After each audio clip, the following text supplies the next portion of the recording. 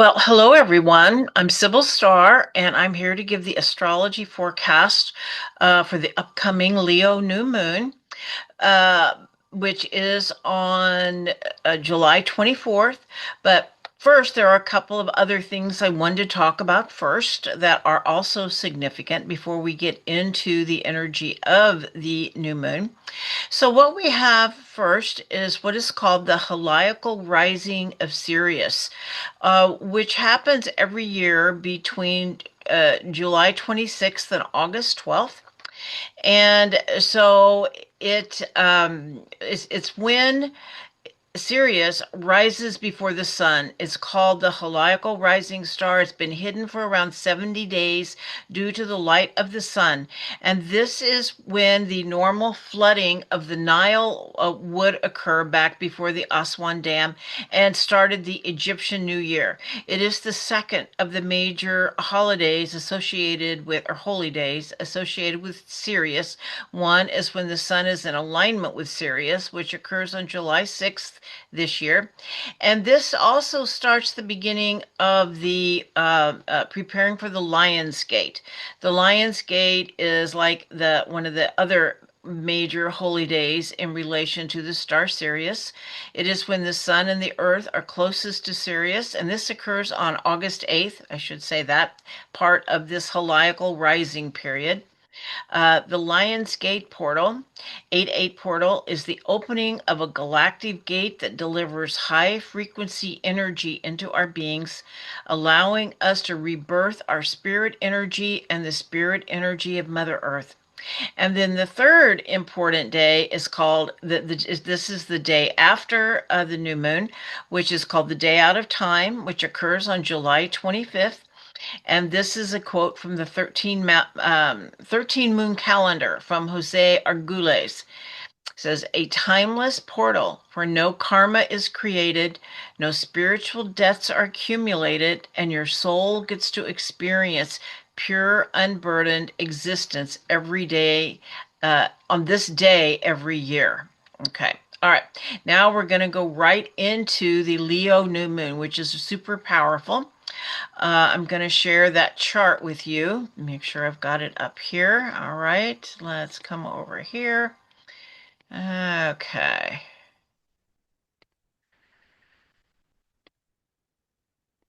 All right. So here is the Leo new moon. It occurs on July 24th, 2025 at 12:12 p.m. Pacific time. Okay. Pacific Daylight Time. So what we have here is we have the sun and the moon at 2 degrees 8 minutes of Leo. That is the new moon. It is opposite, very tightly opposite Pluto at 2 degrees of Aquarius. Okay, 2 degrees 36 minutes. And it makes what is called a cradle. And when I talk more specifically about the cradle, I will show you the actual astrological configuration. But what it is an opposition that then has a sextile. And here we've got Saturn and Neptune, sextile Pluto, and trine the sun. And then we come over and we have Uranus, which is sextile um, uh, Saturn and Neptune, and trine Pluto, and also sextile the sun. So what it is, it's an opposition. Then there's three sextiles, Pluto, sextile Jupiter and Neptune, sextile Uranus, sextile the sun, and then there's two trines. The sun and moon are trine Saturn and Neptune, and Pluto is trine Uranus. And it makes a cradle. It's kind of like a supportive structure to hold the energy of the transformation that is taking place. All right. And we also have Mercury is retrograde at 13 degrees of Leo. There is, and Jupiter is at 10 degrees of Cancer, and it's oh no, excuse me, 9 degrees 10 minutes of Cancer, so it's still conjunct Sirius B. And then we've got the nodes of the moon are activated. Of course, we know the north node is at 19 degrees of Pisces. opposite the South Node at 19 degrees of Virgo, conjunct Mars, and both of these are square Venus. All right. Okay, so that's what I think we're going to be talking about. There's one more thing that I did want to talk about that is really not related to the new moon specifically, but it's something that is going on for several months, and it's called a minor grand triangle, which is a triangle between a trine between Uranus and Pluto, with Saturn and Neptune sitting at the midpoint. It's called a minor grand triangle. All right, so now let's talk about what all this actually means. All right, so this new moon, new moons are always planting seeds, and the new moon in Leo is planting the seed of personal expression, heart-centered courage, a radiant identity, a moment to plant intentions around authentic selfhood and soul-aligned creation. That's with that, Pluto opposite the sun. Now, the Leo archetype, it's always good to know the archetype of where the sun is. And of course, the sun is in Leo and it's ruled by Leo. So it's what we say is home there. Their energies are very similar. So Leo is ruled by the sun, and it represents the divine light within each one of us. The sun in Leo and the moon in Leo say to let your light shine. It's a very loving, warm-hearted, and generous energy, joyful and creative. It brings out the inner child within all of us who needs to be seen and recognized for who we are. It tells us that play and creativity are soul food. Remember the sacredness of play, especially in difficult times. We can really shift the vibration and the energy around us into joy through play and laughter. So it's really important to take some time out to play. And of course, here in the Northern Hemisphere, this is summer. So make sure you have time for enjoyment and play. That's what this beautiful season is about. It brings the vibration of joy, which raises the vibration of the field personally and collectively. Physically, Leo rules the heart and is a very heart-centered sign. Leo is also the archetype of the king and queen or leader. So it is about being aligned with your inner truth. Leo rules the backbone, and we need leadership that has backbone, that doesn't cave to flattery. The shadow is attention seeking, needing to be the center of attention, playing to the crowd to receive love, basically giving people what they want and not necessarily authenticity. And so the sun and moon in Leo, this new moon opposite Pluto. In Aquarius, Pluto's focus shifts from personal to collective soul evolution. But on a personal level, it is still very much about deep authenticity of self. That's what it's really about. And how do we remain authentic while being in a crowd? Like we have a desire to belong, and and Leo has the desire to be loved. So often there is that potential to give people what you think they want instead of who you truly are. And Pluto challenges us to do that. And so but it also brings deep transformation through collective systems, technological power, and evolutionary disruption. It reveals the shadow of the hive, the pull towards mass consciousness or groupthink that can breed dehumanization. And so it asks us, where do I give away my power?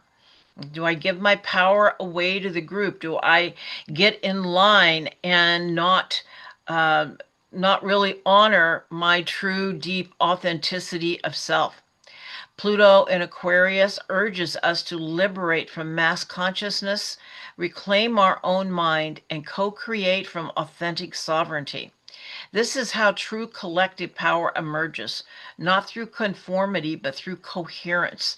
Is that when we are all in the field of being coherent, in alignment, body, mind, and soul, and being authentic, we come together as our authentic selves, then we can create something really authentic together through coherence. It is creative regeneration, but first a confrontation with what has silenced or distorted the true self. This is the Leo new moon's gift as well.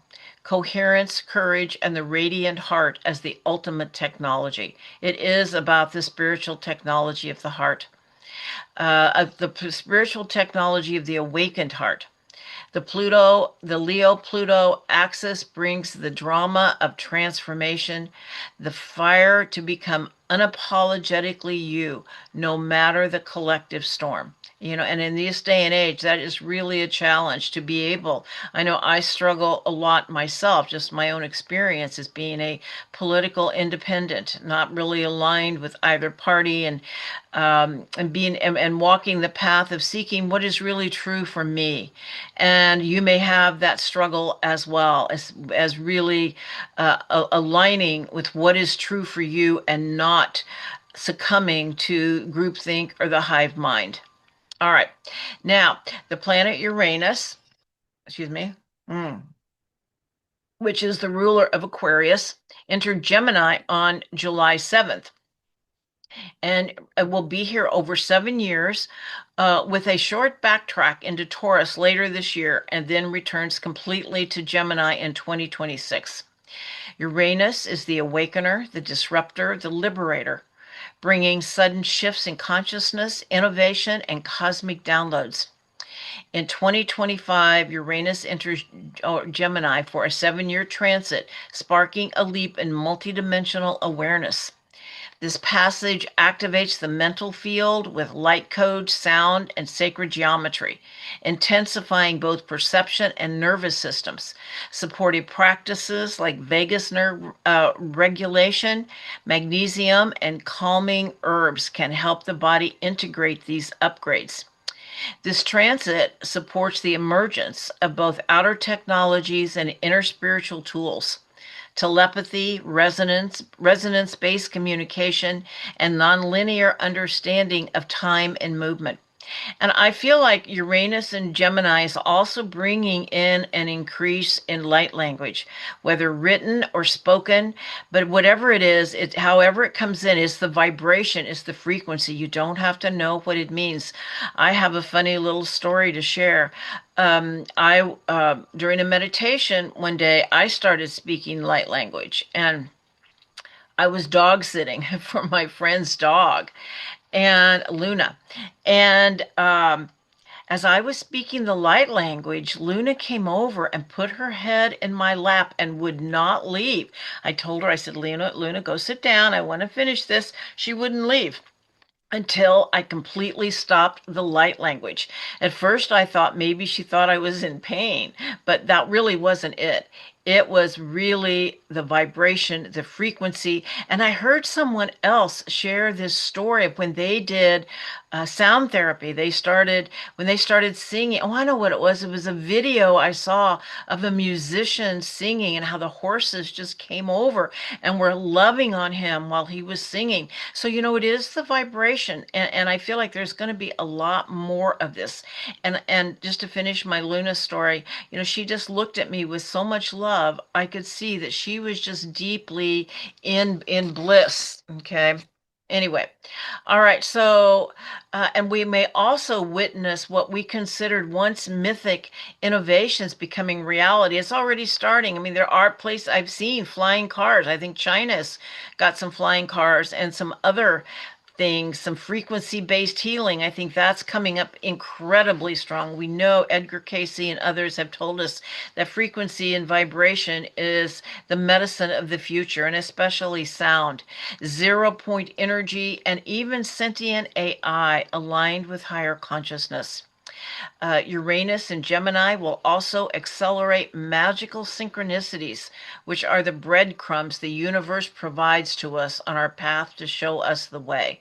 Synchronicities are really pay attention to synchronicities, and the breadcrumb spirit is leaving, because often that is how we are guided. Now, Uranus is also still conjunct the Pleiades, and now it's conjunct the major star of the Pleiades, which is Alcyone. Alcyone is known as the Great Central Sun or the heart of the Pleiades. It is a portal of divine remembrance, higher frequency intelligence, and also ancient Lemurian codes.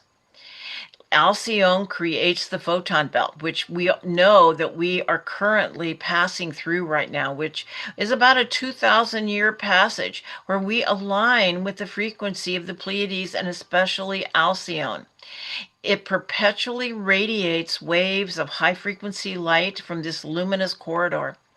This photon belt, also known as the photon band, is said to be composed of gamma light and encoded rays of higher consciousness that emanates from the star Alcyone.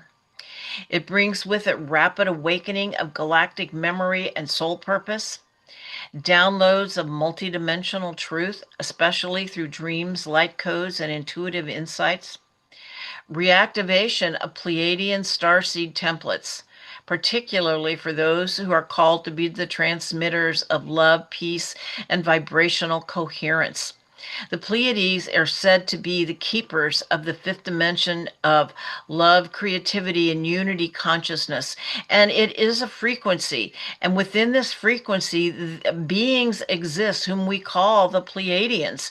But it is a frequency that we can tune into. And that's what we are tuned. And Earth is very tuned in to the Pleiades right now because of being in alignment, because not only Uranus being in alignment with Alcyone, but because our whole solar system is traveling through the photon belt, which is aligned with Alcyone.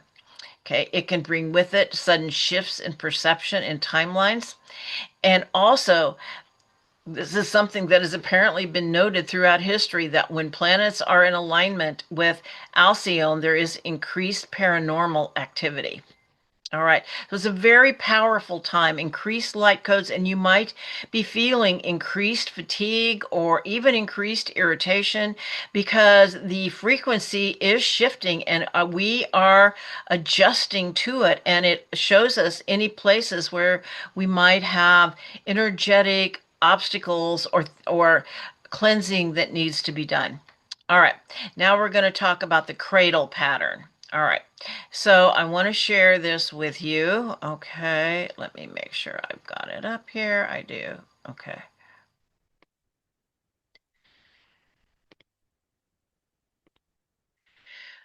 All right, it's a small image, I know, but it was the best one I could get. And so, because this is almost exactly where they are. So what we've got is this would be Pluto, this would be the sun and the moon in Leo, opposite Pluto in Aquarius. And then we've got the three sextiles, the Pluto, or let's do it this way, the sun and moon sextile Uranus, Uranus sextile Saturn and Neptune in Aries, and they being sextile to Pluto in Aquarius. And there's also two trines that really add support to the cradle. You've got the sun trine, the sun, Saturn and Neptune, and Pluto trine Uranus and Gemini. So this is the cradle pattern. You can see it's a supportive structure. All right. Okay, so now let's talk about what that actually means. So the cradle, once again, is formed when an opposition is flanked by two planets or points in sextile and trine to each other, creating a kind of bowl or supportive hammock structure in the chart. From the opposition, this creates a container for the transformation that is happening between the sun and moon opposite Pluto, the transformation of self, authentic self, of being able, having the courage to share your heart with the world, your true authentic self. It is a bridge for the integration of that energy and a pathway for activation from the sextiles. The bridge for integration comes from the trines, and the pathway for activation comes from the sextiles. It holds tension without collapse. It allows the individual or collective to work through profound change in a supported way. As we know, Pluto digs deep, revealing shadows around visibility, power, and identity. The sun and moon in Leo ignites the new self, not as performance, but as authentic creative radiance. Uranus delivers clarity, insight that cuts through illusion. And Neptune and Saturn offer structure for the sacred, turning soul knowing into embodied living truth. This new moon is an initiation. You're being asked to step into your own becoming, not to dominate, but to radiate your light. The world doesn't need more noise. It needs clear, coherent signal of the awakened hearts remembering who they are and daring to live it. Okay. Exactly right. I love that it is the clear, coherent signal of the awakened hearts remembering who they are and daring to live it. Okay. All right. All right. Now we also have Mercury retrograde, and we know Mercury goes retrograde 3 times a year for 3 weeks at a time. It always shows up whenever we've gotten ahead of ourselves. And so first off, Mercury, is god of the mind, is in Leo. And so Leo enhances communication, making it more expressive and confident, often leading to passionate conversations and creative ideas. This period encourages individuals to showcase their talents and take center stage in social interactions. The shadow is it can be dogmatic with the need to be right. And as we talked about, Mercury is retrograde, telling us to slow down. We've gotten ahead of ourselves. Mercury in Leo retrograde can bring misunderstandings and social engagement glitches. Things may not go as planned. So it's really important to be aware of that. If you're planning something during this time, and what did I say it was? It's retrograde from July 17th until August 11th. So that is the time. Yeah. July 17th to August 11th. All right. Um, Things may not go as planned, but it is also time for increased focus on creative pursuits. That's really where I think, what this is saying, where it's important to spend your time is on creative pursuits that don't need to go as planned to be so they can open and be what they want to be. All right. Next, we have Jupiter in Cancer, conjunct Sirius B. And of course, we know Jupiter, is known as the Santa Claus or our guardian angel, brings opportunities and blessings. I mean, it has a bit of a shadow if we can get overextended or over exaggerated, but mostly it brings opportunities and opens doors if it impacts your chart in some way. And of course, it is, we say that it is, what is the word? It likes to be in Cancer. It's exalted. That's the word I'm looking for. It's exalted in Cancer, really likes to be in Cancer. And what it does is, and Jupiter always expands whatever it touches. And Cancer is so much about the heart, expanded heart wisdom. And especially with this Leo new moon, which is also about the heart. Cancer is about the emotional heart. Leo is about the spiritual heart, I would say. Okay. And so Jupiter in Cancer expands the emotional heart, emotional wisdom, intuition, inner guidance, and also brings with it a focus on family, home, and loved ones. Now, Sirius B is it's the small dwarf planet that orbits Sirius A. And it is said to be a water world, and it's where the dolphins and the whales emanate from. And it is said to give us, during this time, we may have access to spiritual technologies that are stored in the ocean, oceanic records, um, things may come to light that have been hidden, let's say around Atlantis, Lemuria, just about anything, things in the water. Okay. And also increased communication with the cetacean elders, the whales and dolphins, who are the physical emissaries of Sirius on Earth. Okay. All right. And they are also masters of frequency, sound healing, and unity consciousness. It is really expanding the whales kind of like hold the grid of love, of unconditional love here on Mother Earth. Whereas the dolphins bring us joy. They light us up, they make us laugh, they remind us of the importance of joy and play and laughter. but they both work with sound. They're sound healers. And also, Sirius B is deeply connected to Lemuria. And many people are having memories and dreams of Lemuria through dreams, sound frequency, and emotions. Okay, so it's a really beautiful energy. Now, one of the challenges here is we have Mars in Virgo at 23 degrees, tightly conjunct the South Node in Virgo. And that would, of course, make the North Node in Pisces, while Venus in Gemini squares them. So, first off, Mars in Virgo seeks order, improvement, and excellence. It wants efficiency. Okay. And it does things well. It takes its time, but it really wants perfection. And of course we got to let go of perfection, but it wants things done well. And it's conjunct the South Node, and the South Node is what we're letting go of. It's what we no longer need, and so it reveals what is no longer working and not bringing the results you want, and what is not aligned with your intuitive guidance. It's like Virgo can't, it gets so caught up in the details and perfection that it kind of loses the bigger picture and why they're actually there. And so the North Node in Pisces is about our intuitive guidance. And so it's about opening your vision to be able to see the bigger picture of why you're even doing what you're doing. Mars and Virgo can get so lost in the task, they forget why they're doing the task. Okay.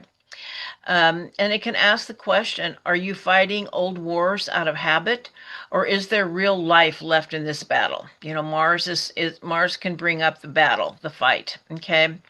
And Venus in Gemini, which is square this, and a square is a challenge. But first of all, Venus in Gemini is flirtatious, curious, and fun loving.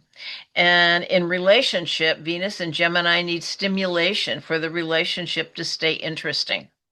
Venus wants lightness, experimentation, and to move freely.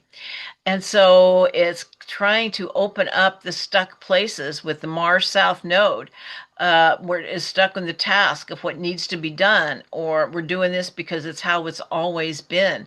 Whereas Venus asks, where do I need to let go and trust the process, inviting beauty and dialogue instead of dogma or withdrawal? Or just simply being so task oriented, not allowing yourself to enjoy life. Okay. All right. Now, we've also got what I had talked about was the from August to November 2025, Uranus, Neptune, Saturn, and Pluto create what's called a minor triangle of transformation. So during this period, Uranus trines Pluto with Saturn and Neptune at the midpoint, forming sextiles to both. And it is a harmonious configuration rich with dynamic potential and evolutionary support. Pluto in Aquarius and Uranus in Gemini, both air signs, act as the structural pillars, amplifying breakthroughs in consciousness through communication, technology, and expanded mental paradigm. This energy feeds directly into the Saturn Neptune in Aries, which is at the midpoint, seeding a potent birth canal, one that may catalyze a redefinition of life, creativity, and our very understanding of existence itself. This energy is very much about giving birth to a new identity.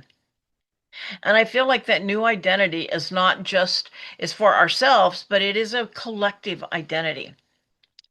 And so what keeps coming to me, and I'm going to share it, and I've probably shared it before, but I want to share it again. It is about coherence. This is what keeps coming through to me. Coherence within ourselves. And as we are coherent, coming into coherent groups to really birth the new human and the new earth. And so I just want to give you a little history first. So just as an example, back in the 1980s, there was something called the global heart coherence. And I think it has happened more than once. Where people meditated not for peace, but as peace.